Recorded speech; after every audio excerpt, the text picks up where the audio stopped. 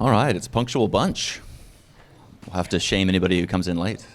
Was anybody here for Nick's talk that just ended? Man, that guy's a thought leader in a space that's pretty important to have optimistic, thoughtful thought leaders in. So, my man, hadn't talked like that over whiskey yet. Really gave us the business. So as we kind of get started, just to warm up for a minute, I'm curious if anybody would be willing to share kind of what attracted them to this talk. Was it kind of like, I've had a thought like this before, or I'll believe it when I see it? Just reading the synopsis, like I had to read it twice, and I was like, well, that's what I'm signing up for today. It's just these comments. All right, right on. I read the synopsis and came to the opposite conclusion. The speaker before you said you were great. All about advertising. Yep, fair enough. Yes. I make a lot of dashboards, and I don't think they're enough because now people want to make decisions. They don't want to look at dashboards. They want to know what decisions to make. My man, a dashboard architect who still asks why. I love it. Hate those dashboards. You hate them? Yeah. Why do Too you? many. Yeah. Yeah. What does that mean for your professional life that there's so many? Exactly what you wrote in your. Yeah. Yeah. I mean, it doesn't drive anything. People make decisions out of fear or ambition. Yep. I teach students Power BI and business intelligence, and I'm always looking for ways to kind of engage them better and how to create something that's useful and not just crap. Love it. Okay.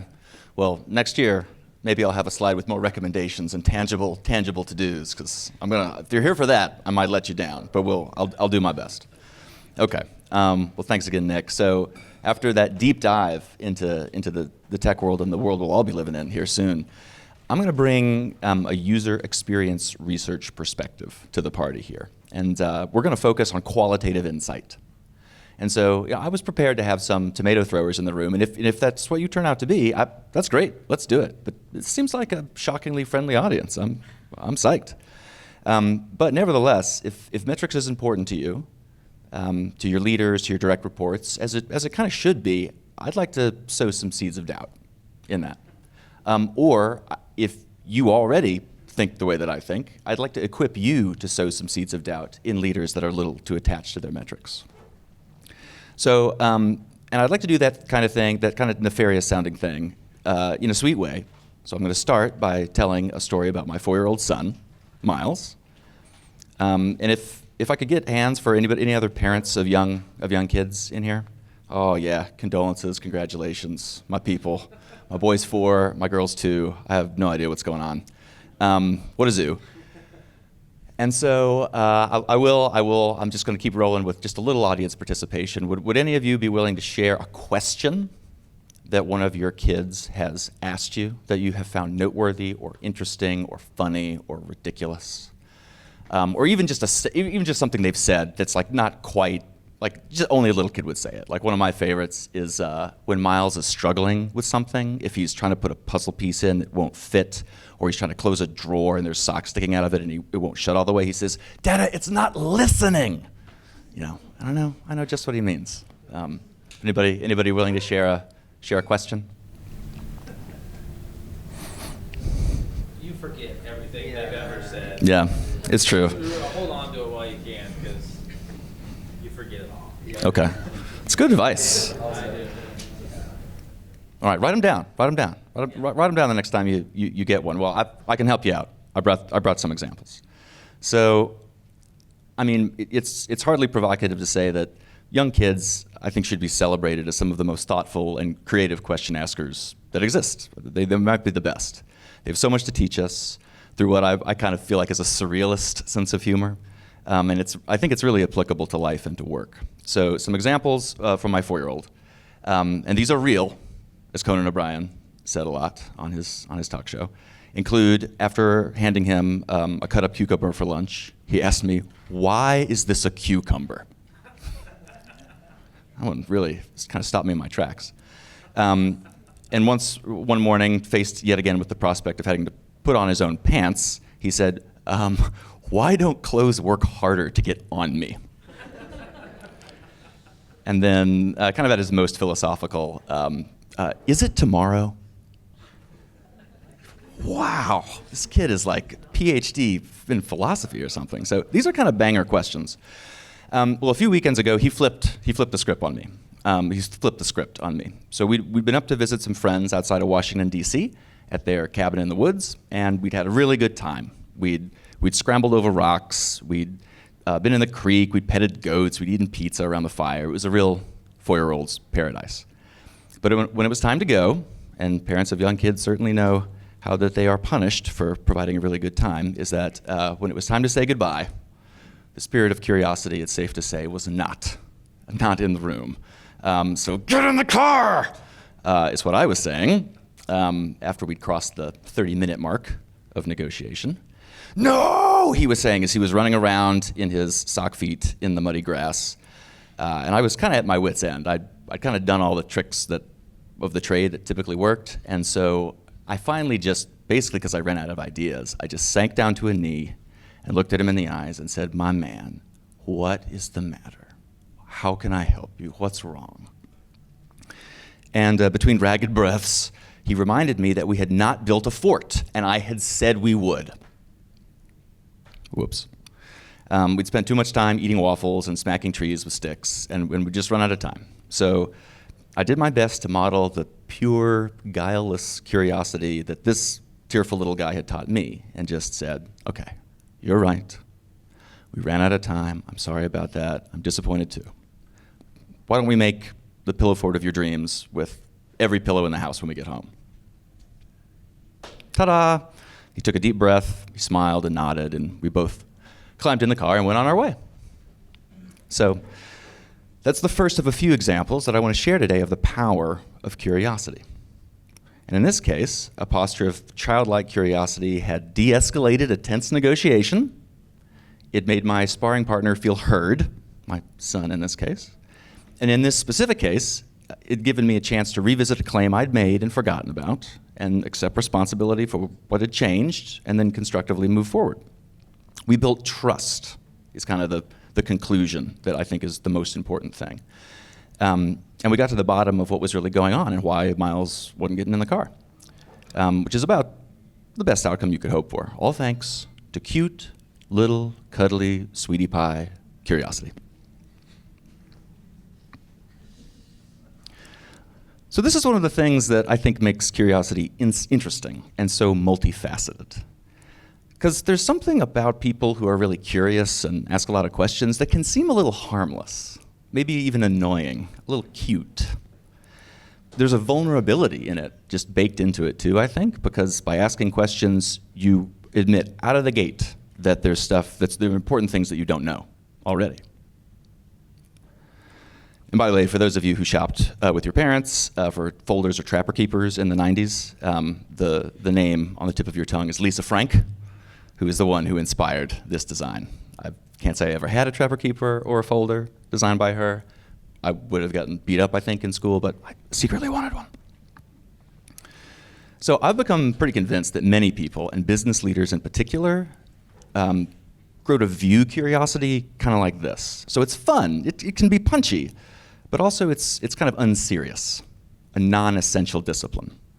It's something that can slow you down and be a distraction in a business environment that's admittedly accelerating at an astonishing rate, as Nick just articulated. So when it comes to making business decisions where there's a lot at stake, especially for large, established businesses, leaders focus on more easily measurable and trackable forms of inquiry, more serious data sources, or what are often seen as more serious data sources: business intelligence, large-scale quantitative data, dashboards, hard metrics, ever faster AI-powered feedback loops. I would like to suggest that curiosity is in fact serious, that it's sturdy, that it's critical, that it's powerful. Now there's gotta be an element of whimsy to it, as you can see by the fun animal patterns that persist, but curiosity makes understanding possible, which makes trust possible, which is what makes good business possible, which I think is about as serious as it gets.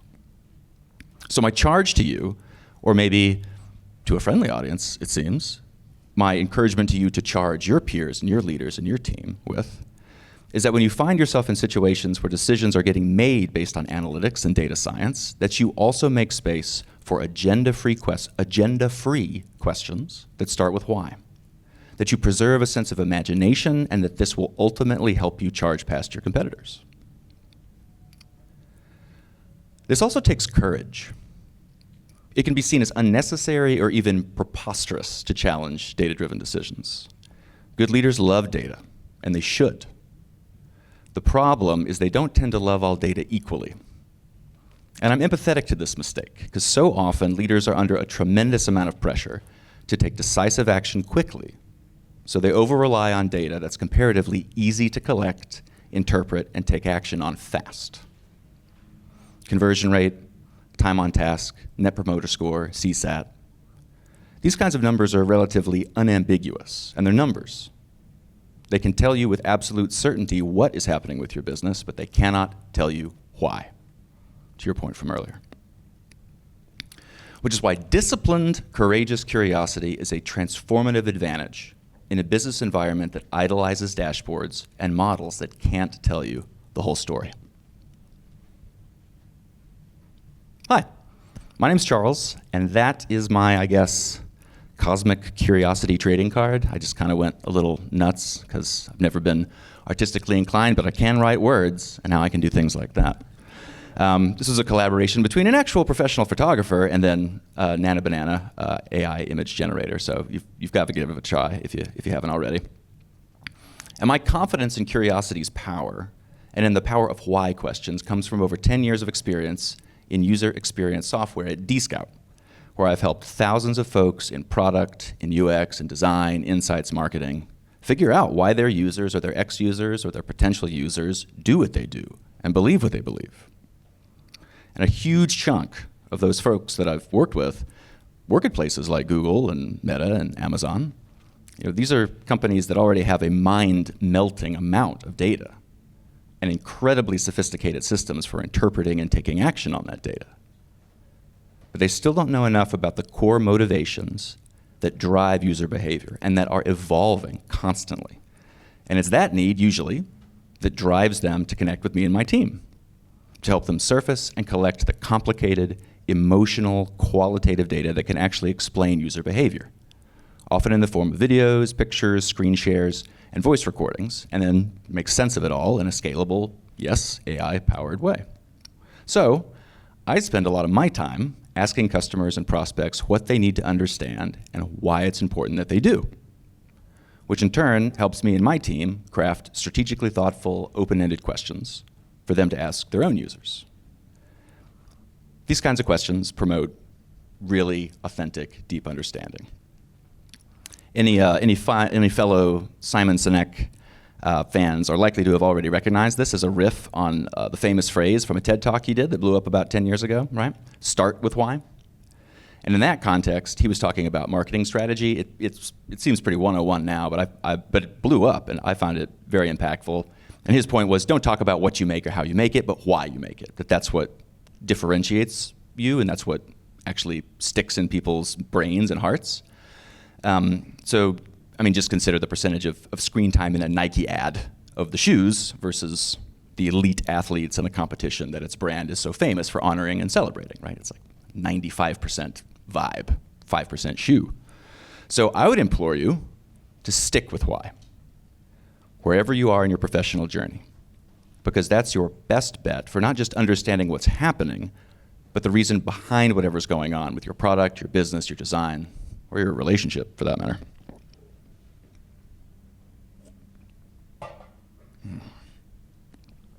To be clear, as Obama would say, this is not an argument against quantitative data, or dashboards, or focusing on metrics that signal a return on investment. It's maybe an argument against too many dashboards.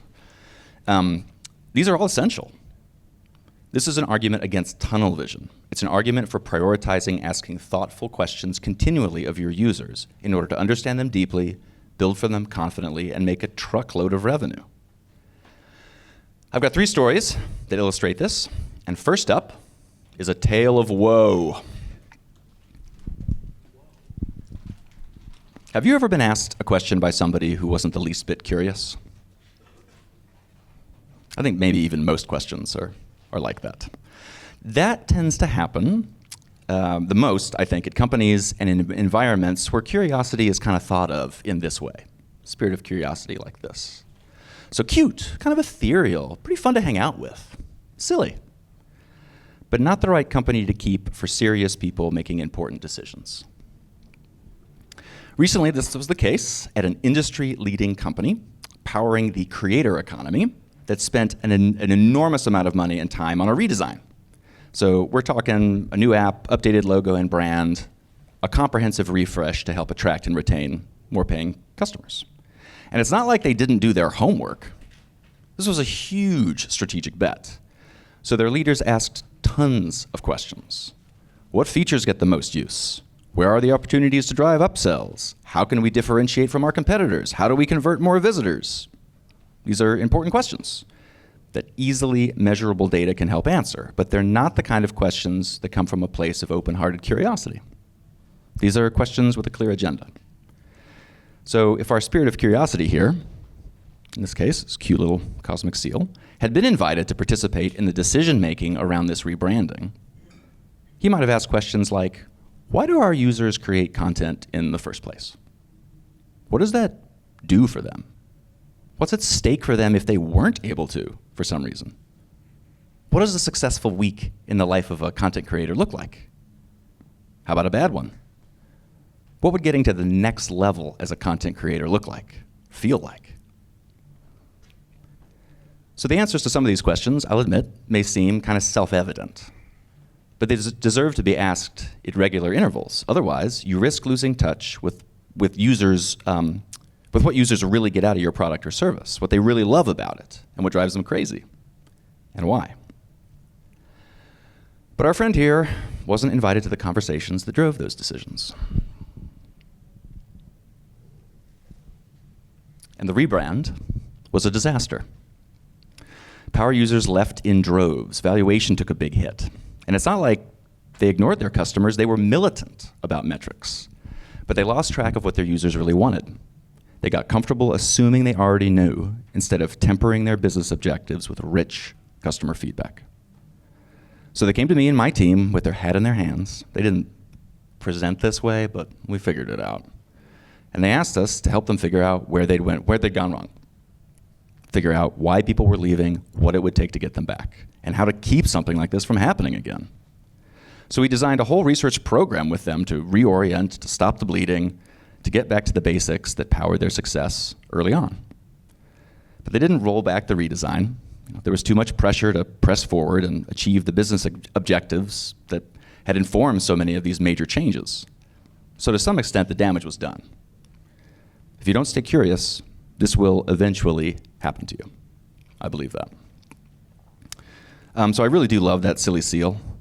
But cultures and companies that truly value curiosity tend to think of it as having more,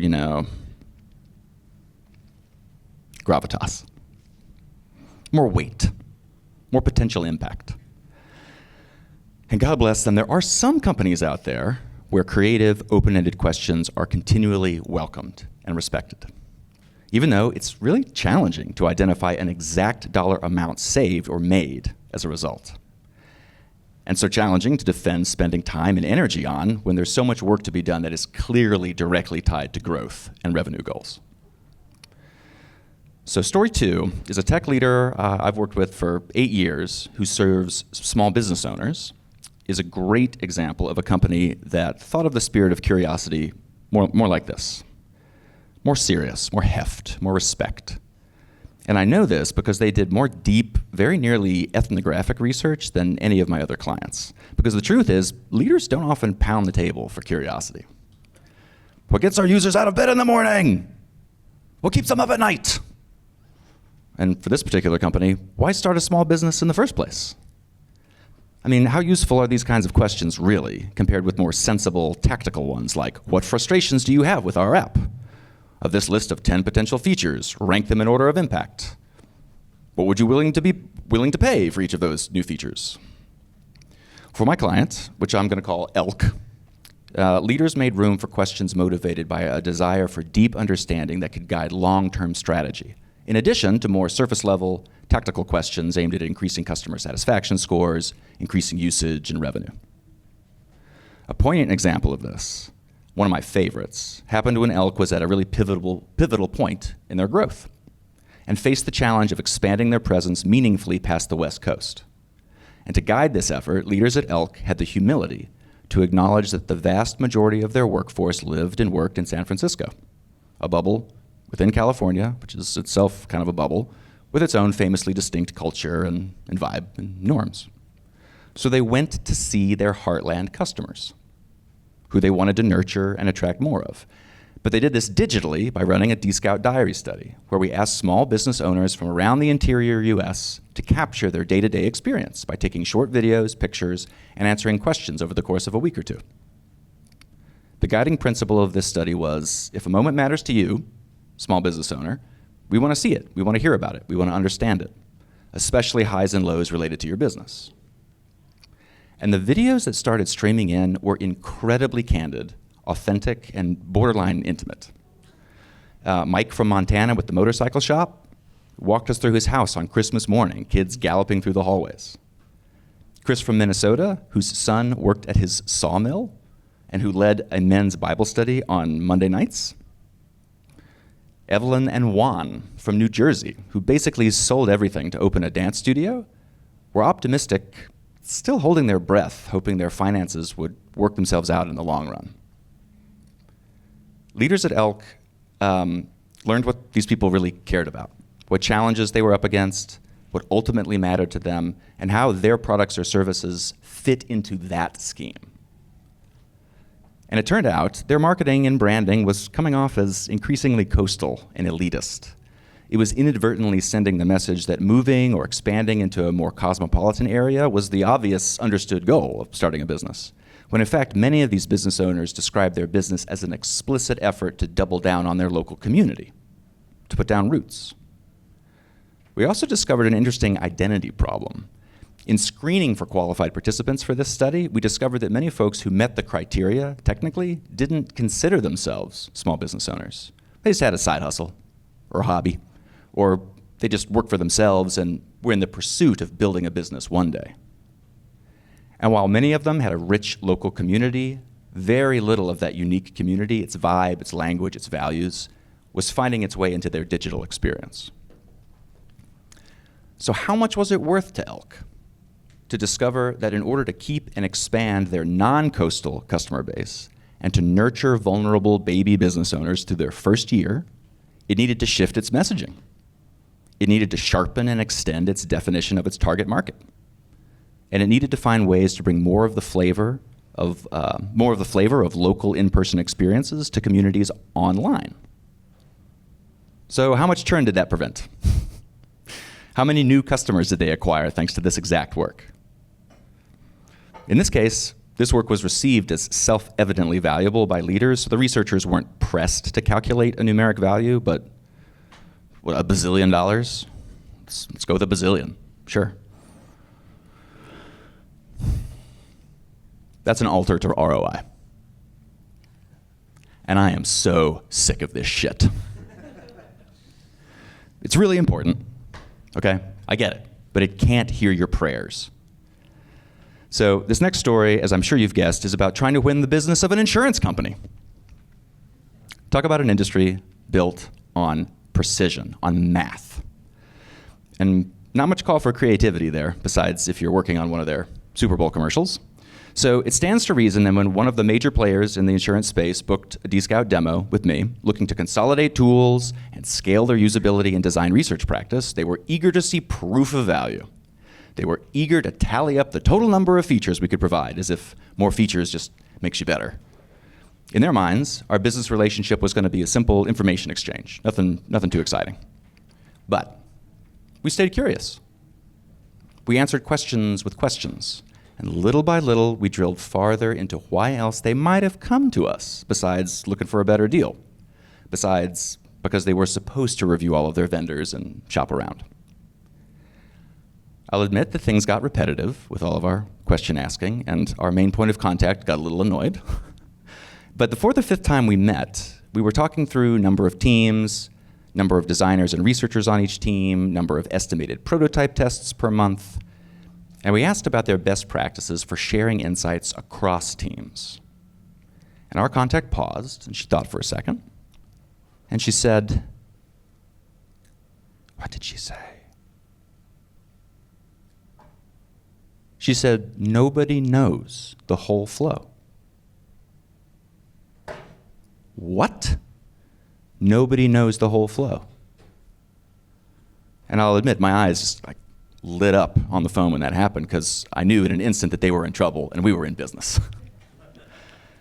Now, this kind of enormous blind spot can develop for a number of reasons, but product teams often get siloed in large organizations, all of which are diligently improving their part of the user experience and are real keyed in on their own success metrics. But to design for the whole flow, which is what the end user actually, hopefully, experiences, you gotta know the whole flow. That's how you learn why users drop out, why they stay in, and how they feel along the way. Which we started to do through a proof of concept research project during which we surfaced that, what a surprise, getting insurance, paying for insurance, using insurance can be a really convoluted, emotional, and confusing process. What a surprise. It was a surprise to them, though. Participants were on their phone or their computers, sharing their screens with us and narrating their experiences aloud as they shopped for insurance, got quotes, evaluated their options, and the majority of them did not like getting asked for their social security number. And many struggled with the terminology. A few were multitasking. Some got so confused with the flow they gave up. So it was a rude awakening, but it was a necessary one if this insurance company was serious about designing an industry best experience. By bringing the level of respect they had for analytics to qualitative inquiry, they were much better positioned to identify strategies for making the whole process more cohesive, less invasive, and more reassuring, and ultimately, more profitable. Flawless victory, right? Not yet. So at the 11th hour, I got a real taste of my own medicine with this deal. Our executive sponsor left the insurance company, so the highest ranking person that we'd been wooing for some time. And the new person, who wasn't briefed on what was going on, said to us, okay, we're gonna need another 6 months to evaluate your platform thoroughly and map its capabilities to company-wide objectives and key results. My heart just like sank into my feet. I had to go scream into the night sky for a minute. I wish I could take credit for this, but I've got to credit my colleague Christian, who really just was the hero and took a deep breath and replied with patience, curiosity, and courage, I think. He listed out the dozens of leaders and individual contributors we'd met with, a summary of the trial projects we ran, why we ran them, and what we expected them to do next. We've proven all we typically need to. What remains to be proven for you? Christian asked. Doesn't always happen, but 2 days later, they signed. Leaders are people too. Just like end users, they want to be seen as logical. I want to be seen as logical. I want to be logical. But we all like to make choices that feel good, that feel safe. I'd like to leave you with one last inspiring image. The Titanic had an excellent evaluative research practice. A killer usability program, I bet. The napkins were delicately folded, the silverware placed just so, the orchestra's uniforms immaculate. But it doesn't matter how perfect your product is if it's the wrong product in the first place or you're headed at full speed in a dangerous direction. And in a world that's transforming right in front of us at ludicrous speed, it's crucial to look up and out, to keep asking users what they think, what they're doing, how they feel. So you can navigate around threats before it's too late. For now, at least, we're all still ultimately building for humans, maybe humans and agents. Oy, oy. But if you're building for humans or selling to them, collecting feedback from them, in order to understand them, there's going to have to be room for nuance, for contradiction, and for data that resists clear, immediate interpretation. But if you stick with why, if you make decisions informed by quantitative and qualitative data, if you expand the definition of ROI to include more intangible strategic value, you're much more likely to wow your users and grow your business. Make the sale, persuade leadership. So when it comes to the tone you set and the questions you ask, stay patient. stay bold, stay curious. Thanks.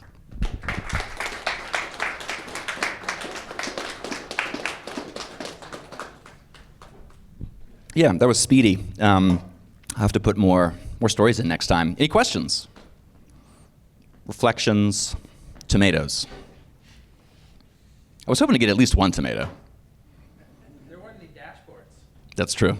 Thank you for the tomato. Tomatoes in this economy? Yeah, right? Yes. Appreciated the Simon Sinek analogy. Can you riff a little bit more about stick with why? What does that sound like when you're sticking with it? Yeah. So sticking with why. So I think I can drum up two examples. The first is the little bit annoying but always revealing answering a question with a question. So when a leader or a user asks for something, just straight up asking, what motivated your desire for that? Can you help me understand why you asked? And then it's amazing how far the rabbit hole goes. If your conversational partner will stick with you, if you can repeat that like 3 times, you're going to be like naming each other's children after each other by the end of that, because there's you just get to the core of things so fast that way. So that's a technique that I would recommend. And the other one is kind of tying that theme to the courage part, to the courageous part, because I don't know if you've ever had the experience of being in a room with leaders. I mean, I'm sure many of you have, and things are trending toward a decision, and the decision is being made on data that tells you what is going on, and then the person with the highest rank has an idea about why it's happening. And then the action is going to get taken. And to suggest that more research is necessary before making an informed decision is going to slow things down. You're telling a big dog that their opinion is maybe not the right one, and that you've got to be pretty secure in yourself and your job to be able to do that effectively. Great question. The application question. Yeah? Kind of talked about this a little already, but can you talk more about how those of us who are like individual contributors who don't really make decisions, just do what people tell us to do, can apply this to make a change? So sort of taking this content and thinking, how specifically would you apply it as an individual contributor? Can you, just for the sake of specificity, can you tell me a little bit about what you individually contribute? I'm a software engineer, Okay. and I see decisions being made that I disagree with, but people tell me what to do, and so I do them. Yep. And they say, here's the data that supports that. Yep. It's a fine balance because I think the short answer is ask why questions strategically. So there is certainly value as an individual contributor and to a leader to be an order follower. But also, I think I'm forgetting the business book that has a cute little outline for this, but there's an actual name, there's like a business terminology for the kind of employee who's like kind of a rascal and objects a lot, and that you have to have at least one of those in a particular department. You want to have kind of rule followers and executors, but you want to have people who play the role of the loyal opposition. And so I think a signal that you're at a company with a healthy culture is that loyal opposition, people who play that role are seen as an asset rather than as a problem or a burden. So I think it's tough to tell you experiment with that and see how it goes, but I might say keep your ears open for other people who do that and see how they're treated to kind of test the waters a little bit. Sure. You mentioned in the synopsis around sometimes people don't even show up, right? Cool, you made this awesome dashboard, you sold it to them, and now they don't come back for it because they don't maybe see the value in it, or they're too busy, or it doesn't give them what they want.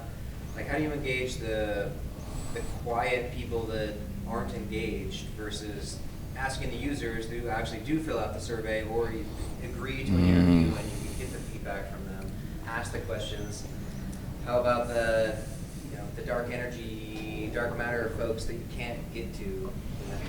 Is this kind of tied to like the people you hear from are really delighted or really unhappy? And so like the silent majority, how do you include them in your decision making and your thinking? Like, how do you ask them questions in some way? Yeah, well, sometimes you have to go after those people in a way that you don't have to the other ones, because people who love you enough or hate you enough will come find you. So there's certainly the case to be made that you often won't hear from those people unless you seek them out, which is kind of funny to say. We want satisfaction scores of average when we want to go after doing additional research with them. But I've seen some successful research programs that start with a large quantitative effort, and then you offer a subset of folks with high, medium, and low expectation scores to a follow-up interview or an unmoderated qualitative study to help provide color and context to their numerical assessment of how their expectations were met. And so in that case, I would say it's a recruiting decision, and to make sure to not just hear from the loud, upset, or delighted people, but folks who are sort of your average Joe, who liked it fine and understand better why. Yeah, but it's a good question. You do have to go after them. So I gotta do more work. I'm sorry to say. Or, well, I could maybe help, who knows? Yeah. Okay. Oh yeah, one more. Is there a fear that curiosity may lead you into a dark place? Maybe you will learn about the other parties, bias, selfish motivations. Maybe you will begin to question your why, and you're doing something. Does that have a factor? Does fear factor into the curiosity? Yeah, I mean, we might be going to a dark place no matter what we do, as we heard from Nick. So I guess we better do it on our own terms, right? What an interesting question. I think, well, first of all, I think it's okay if curiosity leaves you a little bit unsettled, because you should examine yourself, because we've all got, I would like to think of myself as bias-free, but I'm sure they're hiding in there. There's even a term for it, unconscious bias. So it's hard to be a surgeon on yourself. I think that's why curiosity as a cultural theme is so important, so that as you're practicing it on other people can be practicing that on you. But ultimately, I think it's a cure for fear, because I think understanding is the opposite of fear. So I think it might be destabilizing at first, but I think at the end of the curious arc is an antidote to fear, would be my argument. Yeah. How would you relate the curiosity piece to cybersecurity dashboards? Any other questions? Thank you. All right. Thanks for coming.